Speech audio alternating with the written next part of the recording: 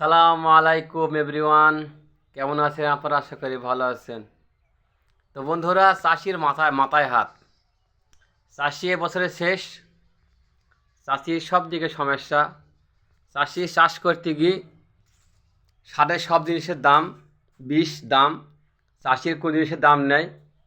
কলা বিক্রি হচ্ছে না, কলা কুকুরে খাচ্ছে। তারপরে সিম 30 টাকা 25 টাকা কেজি, করল্লা 15 টাকা 16 টাকা। তো চাষি যাবে কোন জায়গায়? তো চাষি কি দিকটা একটু কে দেখবি? দেখা যাক। চাষির জীবন শেষ, চাষির এখন উপায় নেই চাষ ছেড়ে দেওয়া ছাড়া। সার সব সিন্ডিকেটে, সব নেটওয়ার্কে বাড়ি মেরে দিছি। চাষি সার পাইছি না, যে দোকানে সার আছে দাম বেশি। তখন দেখা যাক আল্লাহ কদ্দর কী করে। চাষি এখন কোনো রকম সেই ধুক করছি। তো সবাই বন্ধুরা দোয়া করবেন বাংলাদেশের চাষির জন্য। চাষিরা জানে ভালোভাবে চাষ করতে পারে, দেখা যাক লেটকে বাড়ি মারতে পারে কি না।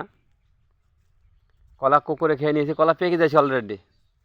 করলার দাম নেই, করলা 10 টাকা 15 টাকা, সিম 30 টাকা 25 টাকা। এইভাবে সিম জিনিস, চাষি জিনিস বেশি কী করে বাঁচবি?